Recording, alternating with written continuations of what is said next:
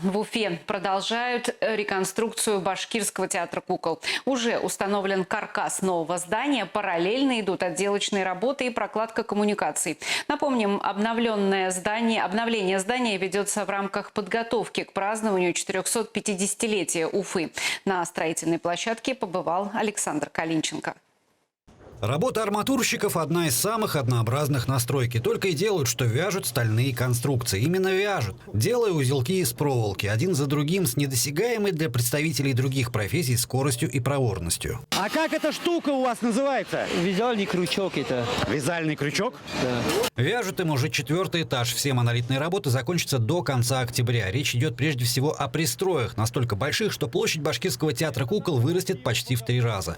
Уникальность проекта, по словам строителей, состоит в том, что монолитный каркас современного сооружения объединится с кирпичной кладкой старой постройки 70-х годов. В старом здании строители не только перепланировкой занимаются, то есть меняют старые стены на новые, но и укрепляют их. Вот такие вот швы появились на всех дверных проемах и на всех сопряжениях стен.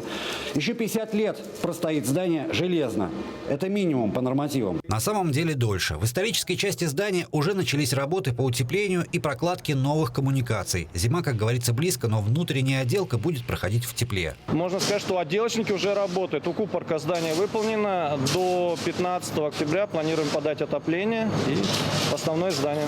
После реконструкции в театре появится дополнительный зрительный зал на 135 мест, собственный музей, игровая комната, студия, а также множество подсобных помещений. Будет и то, о чем творческий коллектив даже не мечтал – театральное кафе. Так что мы ждем своих маленьких зрителей с родителями. И также намечается именно на уровне второго этажа летнее кафе. Советскую мозаику на фасаде строителей не тронут. Архитекторы вписали ее в концепцию нового облика здания. Этакий сказочный городок, в элементах которого угадываются образы марионеточных нитей, театральных занавесов и, конечно, кукол. Внешний вид будущего театра презентовался уже не раз, но вот внутреннее убранство впервые. Пока еще в виде проекта, разумеется. Здесь непосредственно входная группа, откуда будут идти непосредственно зрители в театр. Интерьеры буквально свежие, где-то 1,5 месяца назад. Центр городского дизайна города Уфы, архитекторы, дизайнеры, ребята отработали. Проект внутренней отделки уже согласован на уровне города и республики. Внимание к театру кукол самое пристальное, потому что его реконструкция приурочена к грядущему 450-летию Уфы. Открытие запланировано на конец 2023 года. Александр Калинченко, Азамат Ахмадишин, Вести, Башкортостан.